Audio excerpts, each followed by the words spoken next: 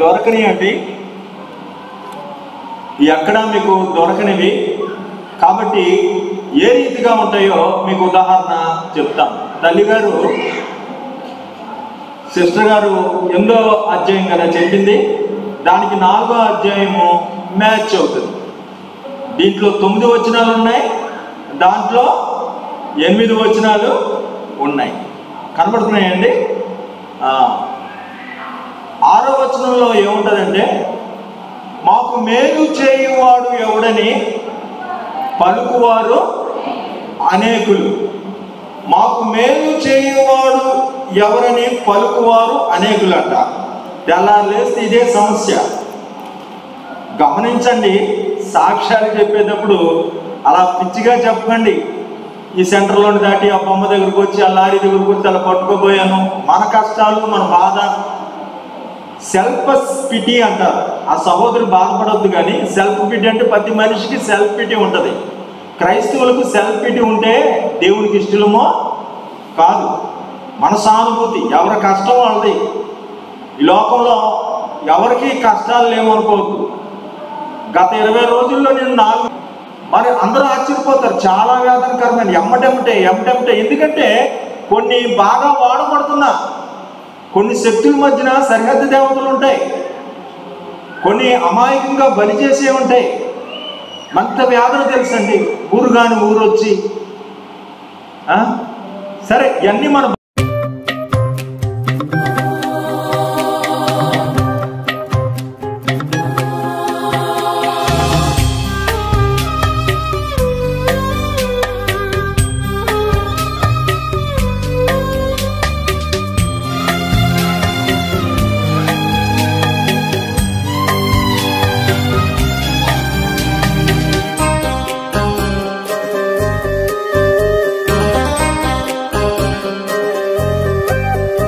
ఎడబాయని నీ కృప నన్ను విడువదు ఎన్నటికీ. ఎడబాయని నీ కృప నన్ను విడువదు ఎన్నటికీ. యేసయ్యా నీ ప్రేమానురాగం నన్ను కాయును అనుక్షణం. యేసయ్యా నీ ప్రేమానురాగం నన్ను కాయును అనుక్షణం. ఎడబాయని నీ కృప నన్ను విడువదు ఎన్నటికీ.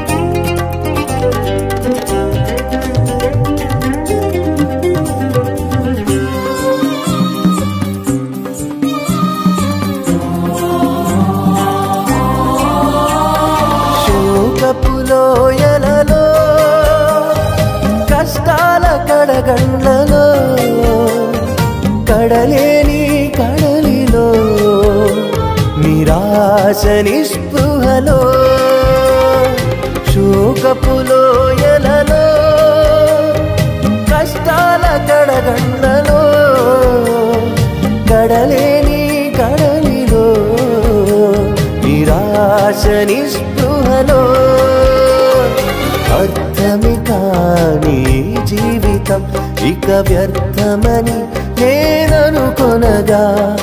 అర్థమే కాని జీవితం ఇక వ్యర్థమని నేననుకొనగా. కృపా కనికరము గల దేవా నా కష్టాల కడలిని దాటించితివి. కృపా కనికరము గల దేవా నా కష్టాల కడలిని దాటించితివి. ఎడబాయని నీ కృప నన్ను విడువదు ఎన్నటికీ. ఎడబాయని నీ కృప నన్ను విడువదు ఎన్నటికీ.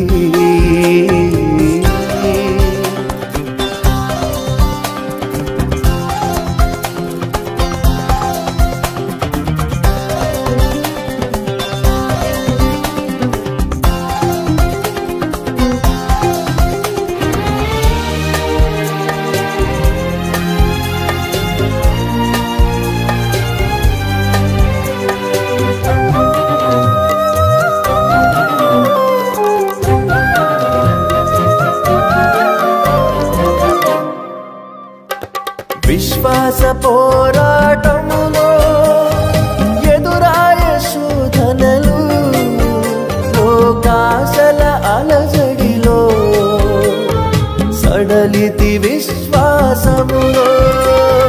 విశ్వాస పోరాటములో ఎదురాయ శోధనలు, లోకాశల అలజడిలో సడలితి విశ్వాసములో. దుష్టుల క్షేమమునే చూచి ఇక నీతి వ్యర్థమని అనుకొనగా, దుష్టుల క్షేమమునే చూచి ఇక నీతి వ్యర్థమని అనుకొనగా, దీర్ఘశాంతము గల దేవా నా చేయి విడువక నడిపించితివి. దీర్ఘశాంతము గల దేవా నా చేయి విడువక నడిపించితివి. ఎడబాయని నీ కృప నన్ను విడువదు ఎన్నటికీ. ఎడబాయని నీ కృప నన్ను విడువదు ఎన్నటికీ. నీ సేవలో ఎదురైనా ఎన్నో సమస్యలలో నా బలమును చూచుకొని నిరాశ చెందితిని. నీ సేవలో ఎదురైనా ఎన్నో సమస్యలలో నా బలమును చూచుకొని నిరాశ చెందితిని. భారమైన ఈ సేవను ఇక చేయలేనని అనుకొనగా, భారమైన ఈ సేవను ఇక చేయలేనని అనుకొనగా, ప్రధాన యాజకుడా యేసు నీ అనుభవాలతో బలపరచితివి. ప్రధాన యాజకుడా యేసు నీ అనుభవాలతో బలపరచితివి. ఎడబాయని నీ కృప నన్ను విడువదు ఎన్నటికీ.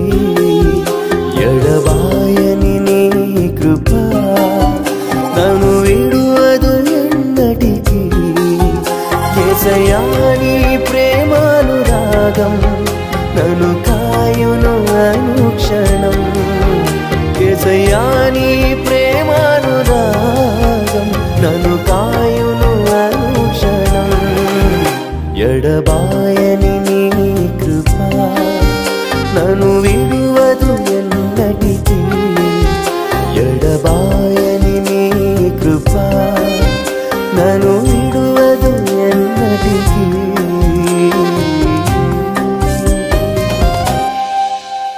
పాటలు చెప్పుకుంటానికి మనం సమయం వ్యర్థం చేయకూడదు.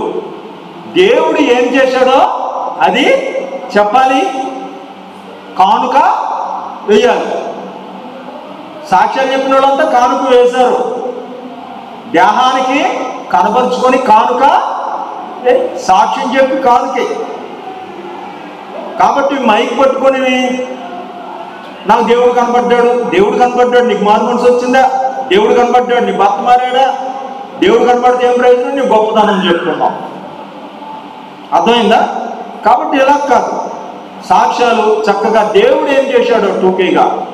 నాకైతే చెప్పడం రాదండి అలాగా. నవలారా చూసారా, అందగాడు, కళ్ళజోడు పెట్టుకున్నాడు, బూట్ వేసుకున్నాడు, ఇవన్నీ వర్ణించడం మాకు సమయం చాలదు. నేను చెప్పలేను కూడా, చాలాసార్లు ట్రై చేశాను కానీ కుదరదు నాకు. చాలా వేగంగా క్లుప్తంగానే చెప్తాను కానీ సమయం చాలు. అంటే నేను గొప్పని చెప్పడం కాదు కానీ అది ఒక టాలెంట్. అది ఎవరించి చెప్పడం అనేది టాలెంట్. కానీ అనవసర విషయాలు బాధపడ్డాం, ఇంత వేదన పడ్డా 2-3 ఒక్కల్లో చెప్పండి అయిపోయింది. దాన్ని ఎవరించి అలా చెప్పకూడదు. దయచేసి నా సమయాన్ని వేస్ట్ చేసుకోను. నేను చెప్పే పద్ధతి ఏంటంటే,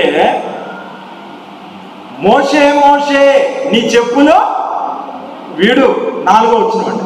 ఎన్నో వచనమండి? 4వ వచనం. సౌలా నన్నేలా హింసిస్తున్నావు. అర్థమవుతుందండి? ఒకేలాగా అయి ఉంటుంది.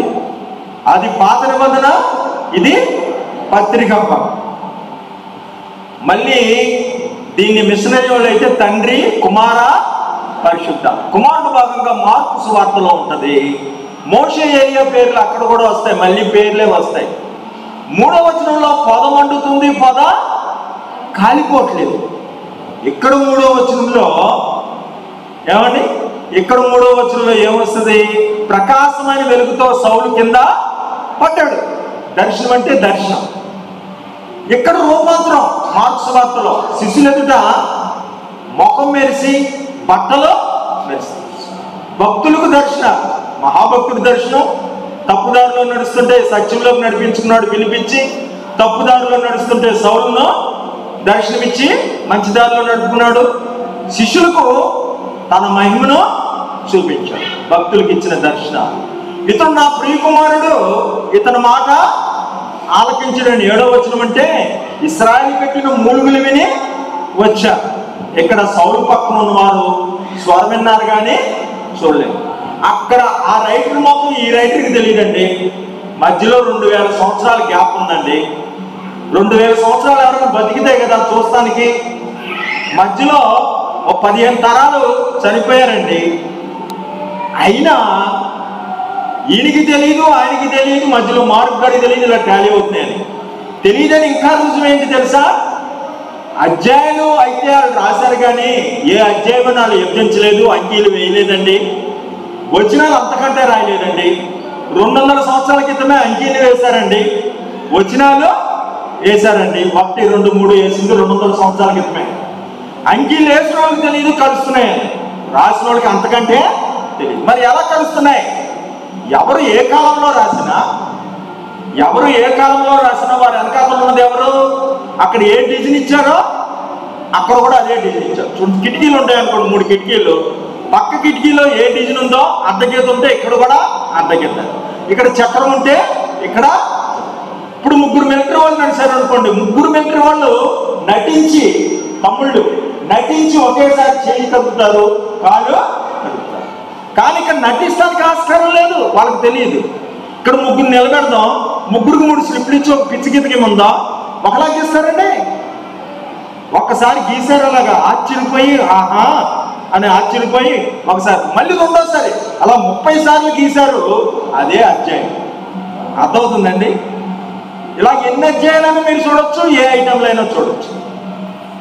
Christmas, Easter, death day, birthday, మట్లాదివారం, ఆఖరికి బస్సు బుధవారం, పెళ్లి, పుష్పోతి కార్యక్రమం కూడా చూస్తారు. ఏదైనా వచ్చినా నేనైతే సింపుల్గా తగ్గట్టు సరిపోయేది వచ్చిన చెప్పాలనుకుంటున్నా. మళ్ళీ ఈ ఒక్క ఉదాహరణ చెప్తే మీకు సరిపోదు, ఇంకో ఉదాహరణ చెప్తున్నాను. ఈ ఉదాహరణ మాత్రమే చూడండి. మనిషిని పోలికగా పుట్టి దాసుని స్వరూపము ధరించి 7వ వచనం, నీవు నా కుమారుడు, నేడు నిన్ను కని ఉన్నాను. ఏంటండి అది? 7వ వచనం. లోకాసువార్త 2, ఫిలిప్పీ 2. ఇక్కడ 2వ వచనము తొలిచూలు కుమారుని కానీ. లోకాసువార్త 2, ఫిలిప్పీ 2, కీర్తనలో 2. 3 ఏడుల్లో క్రిస్మస్ ఉంది. మరియమ్మ కన్నది, యెహోవా కన్నాడు, తాను పుట్టాడు. 3 ఏళ్ళు. ప్రజలందరికీ సువార్త 10వ వచనం, ప్రతి మోకాలు యేసునామమున వంగను. ఎలా కలుస్తుందండి? చూసారా ఎప్పుడైనా? ఏమండి చూసారా? బుక్స్లో కానీ వీడియోస్లో కానీ రావు. మీ టైం ఏం వేస్ట్ కాదు. దేవుడు ప్రత్యక్షత.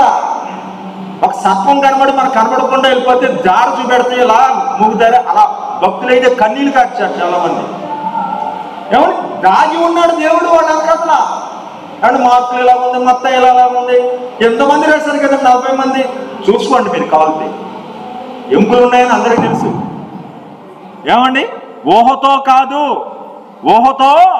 కాదు అని మరి రాయబడింది. కానీ అవి ఇలా చూస్తే ఎముకలు ఉన్నాయని అందరికీ తెలిసిన, మరి ఎక్స్రే పెట్టి తీస్తే మరి ఎలాగా ఎముకలు క్లియర్గా కనబడతాయి, అలా కనబడతాయండి.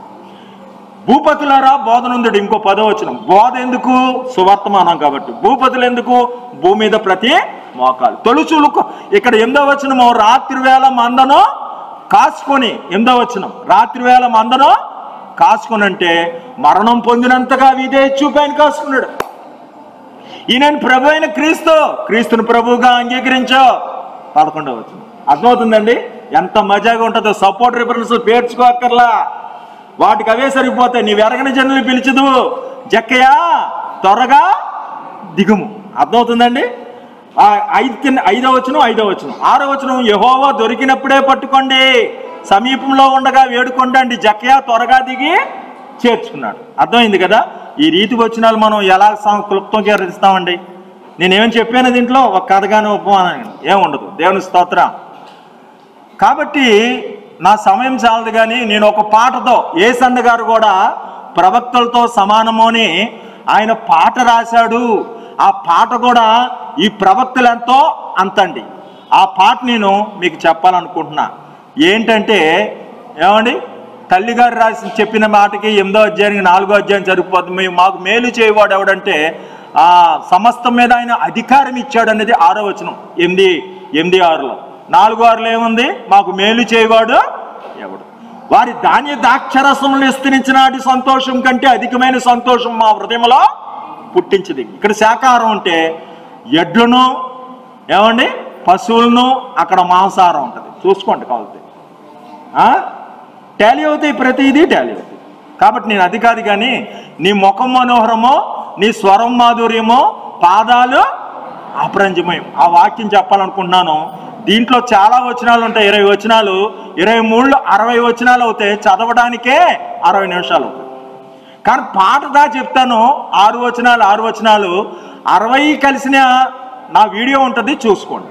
పాటగా అంటే నీ ముఖం మనోహరమో, స్వరం మాధుర్యమో, పాదాలు 3 వచనాలు అక్కడికి. నీవే నా తోడువై ఒక రిఫరెన్స్. అలాగే ఏంటండి, నీవే నా శైలమై, నీవే నా శృంగమై, అదో రిఫరెన్సు.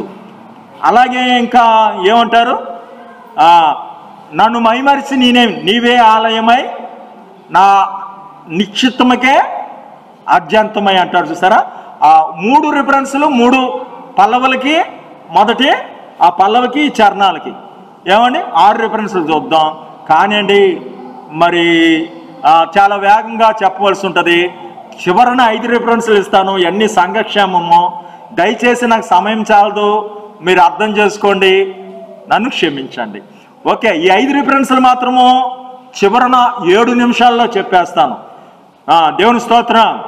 మొదట మాట అండి, చూడండి 12వ వచనం చూడాలి. 3 అధ్యాయాలు చెప్తాను, మళ్ళీ చెప్పను.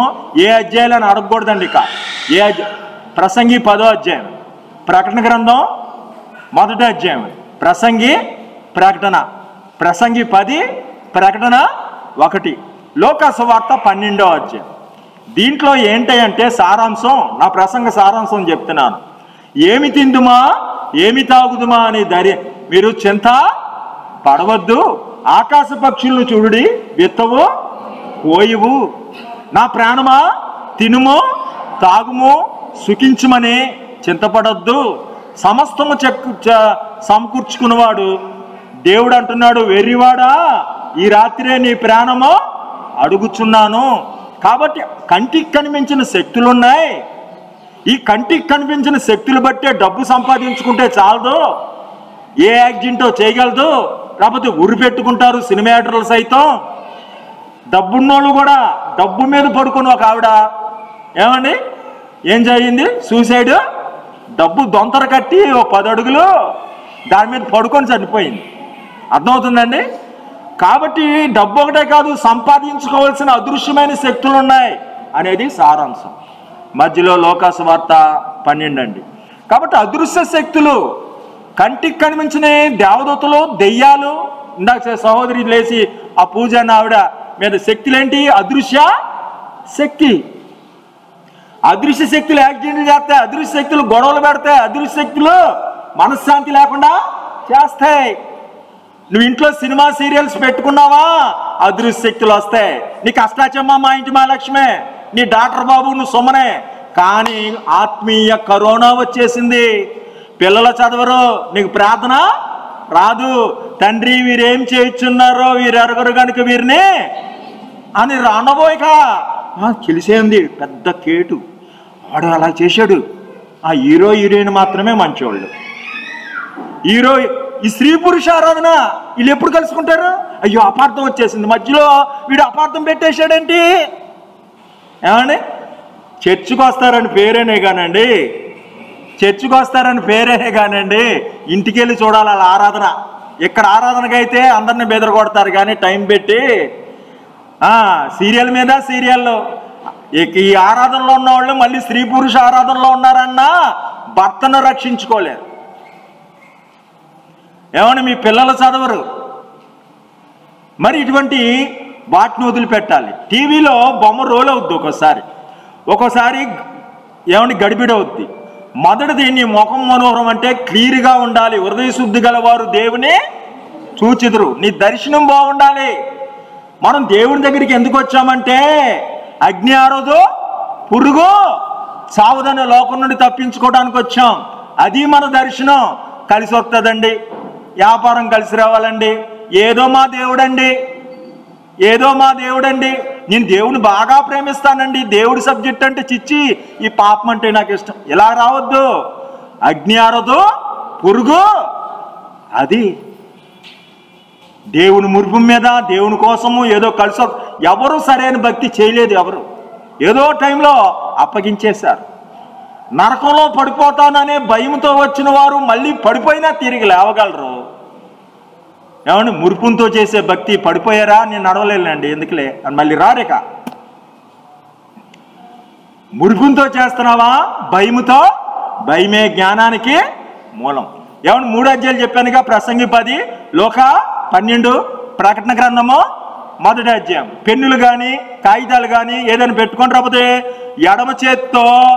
ఎడమ చేత్తో ప్రసంగి పట్టుకుంటే కుదురుద్ది, కుడి చేత్తో ప్రకటన గ్రంథం పట్టుకుంటే కుదురుద్ది. 2 బొట్టనలు తీసుకెళ్లి లోకాసు వార్తలో పెట్టొచ్చు, జల్లల్లుతారు, కుర్చీలు అల్లుతారు, అన్నీ తెలుసు. కానీ బైబిల్ రోజు చదివితే ఎవ్వరూ భయపడరు ఇలా పట్టుకోవడానికి. 12వ వచనం ఏం చెప్తుందో నేనే చెప్పేస్తాను, లేదా మీరు చెప్పకపోతే నేను చెప్పేస్తాను. మీరు చదవండి ముందర 12వ వచనాలు. ఏదైనా 12వ వచనం చదవచ్చామా? 3 అధ్యాయాల్లో ఏదో ఒకటి. ప్రకటన గ్రంథంలో నేను చెప్తున్నాను 12వ వచనము, ఇది వినగా నాతో మాట్లాడుచున్న స్వరమేమిటని చూడా తిరిగి. స్వరమేమిటి? 1000 ఏనుగులు పిలుస్తున్నా నా పిలిపే వినబడుతుంది. ఏనుగులు మగోళ్ళు గుర్తుమాట అండి. ఏమని ప్రియురాలకి ఎవరు వినబడుతున్నారు? 1000 ఏనుగులు, 1000 మంది ఉన్నా అందులో ప్రియుడి స్వరమే ఉంటుందట. ఏమని ఈ తాయితీ కట్టుకో అనేది ఒక ఏనుగు చెప్తుంది. కన్యకను ఒక పురుషుడికి ప్రదానం చేసినట్టు నీ హృదయం యేసుక్రీస్తుకు ప్రదానం చేశాను బాప్తిసం ఇచ్చి. సర్పం యుక్తిగా వచ్చి ఇది లాభం అది లాభం, ఇది బాగుంది, ఏం పాపం కాదు కదా అని చెప్పుద్ది. అవ్వమ్మను చెరిచింది. ఎదురుగొచ్చి మాట్లాడిన ఏది వినకూడదండి. ఏ సాక్ష్యమైనా ఎదురుగొచ్చి చెప్పాలి, పక్కనొచ్చి చెప్పిన వినకూడదు. అర్థమైందండి? కాబట్టి మీ హృదయాలు లోకతో స్నేహం చేస్తే అది వ్యభిచారులారా అన్నాడు. లోక స్నేహము దేవునితో వైరము కాదు. కాబట్టి ఎవరు స్వరం వింటున్నావు? కొనేటప్పుడు నువ్వు అడిగి కొనాలి, వెళ్ళేటప్పుడు అడిగి బయలుదేరాలి. ఏ వ్యాపారమో అడగాలి. ఆయనకి ఇష్టం కాని వ్యాపారం వద్దు, ఆయనకి ఇష్టం కాని పెళ్ళొద్దు, ఆయనకి ఇష్టం కాని చేయకూడదు. 10th పాస్ అయ్యారు, బైపీసీ హెచ్ఈసీ అని దేవుణ్ణి అడగ, నాకు ఇది నచ్చిందండి. నచ్చిందంటే నచ్చినట్టే ఉంటుంది. ఎక్కడ వేసిన గొంగలే.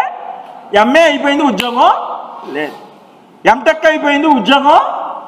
దేవుణ్ణి అడిగి బయలుదేరితే ఎర్ర సముద్రం అడ్డు వచ్చినా పాయిలో అవుద్దంతే. అది యోర్దానైనా ఎర్ర సముద్రాన్ని పారిపోద్దు. భయం లేదు, జయం మనకు. చిత్తంలో మేఘం కదిలితే కదిలారు, ఆగితే అది దేవుని బిడ్డల పని. మరి మనం ఎలాగ అడుగుతున్నాము? యెహోవా వద్ద విచారణ చేయకుండా. ఎవరిని అడిగి బయలుదేరో యెహోషువకు చెప్పాడు. కాబట్టి మనం విచారణ చేయాలి. ముందర స్వరం వినాలి. స్వరం వినాలంటే హృదయ శుద్ధి కావాలి, మనకు దర్శనం కావాలి. ఈ 12వ వచనంలో లోకావాస వార్తలో కూడా 12 మీరు ఏమి చెప్పవలసినది పరిశుద్ధాత్మ గడిలో మీకు తెలియజేస్తారు. 12వ వచనం. మళ్ళీ ఇంకో 12వ వచనం ఉంది. ఏమండి? ప్రసంగి 12, 10, 12 చదవండి. జ్ఞానిని మాటలు ఇంపుగా ఉండును, బుద్ధిహీనుని మాటలు వానినే మింగివేయను. 12వ వచనాలు అయిపోయినాయా? స్వరం అయిందండి. ముఖం మనోహరం. చూడండి 1వ వచనం, బుక్కవాని తైలంలో చచ్చినేగబడితే అది చెడు వాసన కొట్టును. దేవుని స్తోత్రం. సంఘం అండి ఇది, బుక్కవాని తైలము. లేదా నీ హృదయం అండి, చిన్న తేడా వస్తే మన దర్శనము లయ. ఒక భక్తుడికంట రోజు 4 గంటలకు లేపేవాడంట దేవుడు. ఆ రోజు తనకు కావాల్సిన సబ్జెక్టులో దేవుడి విషయమే ఆ అరికథ దగ్గర ఏదో చెప్తుంటే కొద్దిసేపు అలాగా ఆగాడి విన్నాడంట. ఆ తూము దగ్గర అక్కడికి వెళ్ళా, దూరం నుంచి వస్తే విన్నాడంట. ఆ తెల్లారుజామున లేపలా. అర్థమైందండి?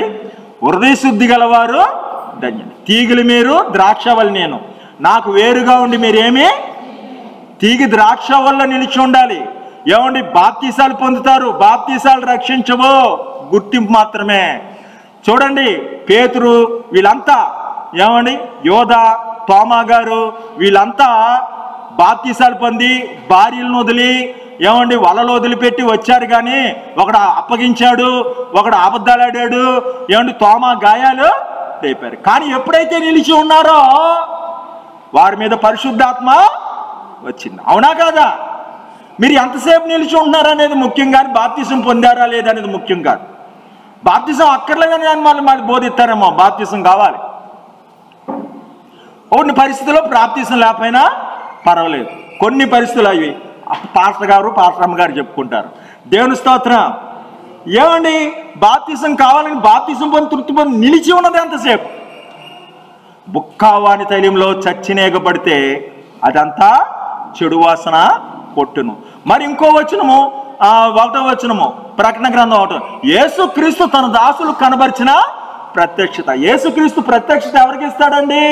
పాపము చేయవాడు పాపమునకు దాసుడు. యేసుక్రీస్తు తన దాసులకు ఇస్తాడు ప్రత్యక్షత.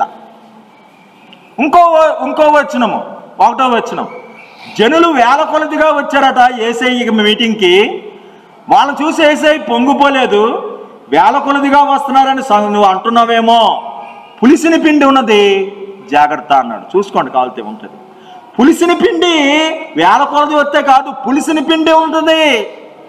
శుద్ధత గురించి 1వ వచనం, నీ ముఖం మనోహరమో, నీ స్వరమో మాధుర్యం. దేవుని స్తోత్రం. ఎవరు స్వరం అంటే ఇష్టపడుతున్నావో? యేసయ్య స్వరం అన్నా ఎప్పుడైనా విన్నా. సౌలా సౌలా నన్నేలా హింసించు చున్నావనే స్వరము, సౌలా సౌలా నన్నేలా హింసించు చున్నావనే స్వరము, సౌలాది కుని అంత సంధింపగానే, సౌలాది కుని అంత సంధింపగానే సద్భక్తుడై పౌలుగా మారిపోయాడట. ఏ సన్న స్వరమన్నా నీవు ఎప్పుడైనా విన్నావా? ఏ సన్న స్వరమన్నా. ఏమండి, నాకు దేవుడు మాట్లాడిన రోజు ఉండదు. ఓకే, మీరు వింటున్నారా? స్వరం వింటున్నారా? ఎలా చెప్తాడండి? ఏ గ్రూపు? నేను ప్రార్థన బాగా చేస్తున్న దినాల్లో నాతో మాట్లాడింది తక్కువ, కానీ ఇప్పుడు సేవకుడుగా ఉన్న తర్వాత ఎక్కువ మాట్లాడు. దేవుని స్తోత్రం. ఏమండి, మీ ప్రభునందు ప్రయాస అర్థం కాదు. అప్పుడు ప్రార్థన ఇప్పుడు వదిలిపెట్టలేదు నన్ను. ఇప్పుడు మాట్లాడతాడు. జకర్యా, నీ ప్రార్థన ఏ ప్రార్థన వ్యర్థం కాదు. దేవుని స్తోత్రం. కాబట్టి అండి, ప్రభునందు ప్రయాస వ్యర్థం కాదు.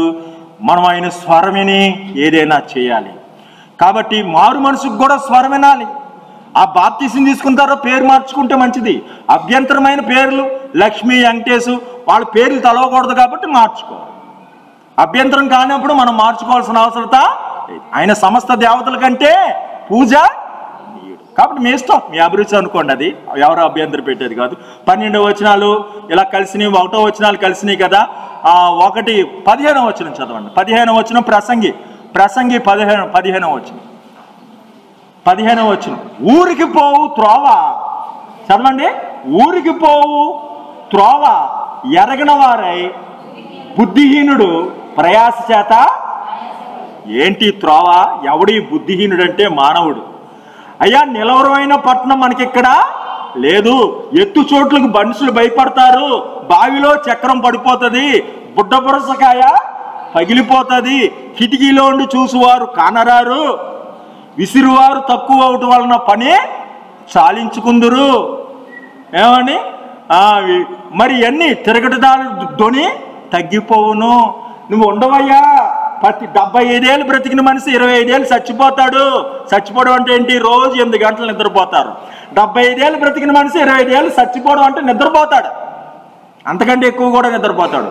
మిగతా 25 ఏళ్ళు రెక్కాడితే కానీ డొక్క ఆడదు. 50 ఏళ్ళు పోయినాయి, మిగతా 25 ఇంకా 25 ఏళ్ళు మిగిలినాయి. ఈ 25 ఏళ్ళలో ఎయిడ్స్ ఎదుర్కోవాలి, క్యాన్సర్ ఎదుర్కోవాలి, టీబీ ఎదుర్కోవాలి, బీపీ ఎదుర్కోవాలి, ఏమని kidney trouble heart attack, accident తప్పించుకోవాలి, పిల్ల ఎలా జరుగుతుందో వంట వండుకోవాలి, ఉల్లిపాయమా పచ్చిమిరకాయమా అని వంట వండుకోవాలి, స్నానాలు చేసుకోవాలి, తినాలి. పిల్లలు బాగుంటారా, మనవలు బాగుంటారా, ఇవన్నీ 25 సంవత్సరాలు. నువ్వు ఈ బతికింది ఏంటి? ఇవి కొద్దిగా ఏదైనా వింటే చిరంజీవి, బాలకృష్ణ, అత్తాచమ్మ, మా ఇంటి మహాలక్ష్మి, పేకాటోడు పేకాట, ఆకు ఒక్క, ఆయన సన్నిధిలో సంపూర్ణ సంతోషం, ఆయన కుడి చేతిలో నిత్య సుఖాలు ఉన్నాయి. దేవుని స్తోత్ర. ఊరికి పోవు త్రోవ వెరగక బుద్ధిహీనుడు ప్రయాచేత ఆయాసపడుతున్నాడు. అన్నను మోసం చేశాడో బుద్ధిహీనుడు, తండ్రిని మోసం చేశాడో బుద్ధిహీనుడు. ఊరికి వెళ్ళో త్రోవ తెలియదు, మధ్య అర్ధరాత్రి సాయంకాలం అయిపోయింది, అక్కడ అలసుడు వచ్చి నిద్రపోతున్నాడు, ఇటుకని తలగడగా చేసుకొని. ఇదే నీ త్రోవ, అక్కడికి ఇక్కడికి వెళ్తావంటే అని నిచ్చెన చూపించాడు. కింద నుంచి దేవదూతలు పైకి వెళ్తున్నారు, పైనుంచి దేవదూతల కిందకే వస్తున్నారు. నిత్యంగా స్థలంలో దేవుడు ఉన్నాడని అక్కడ బేతేలు అని పేరు పెట్టి ఇటుకుని మీద నూనె పోసి, నేను తిరిగి వస్తే క్షేమంగా వస్తే ఇక్కడ నేనేం చేస్తానో మందిరమో. ఇంకో బుద్ధిహీనుడు 1000 మంది భార్యలు కలిగి ఆయన ప్రార్థన చేస్తే ఆకాశంలో ఉండి అగ్ని వచ్చి బద్దల్లో 1000 మంది భార్యలను చేసుకొని 1000 మంది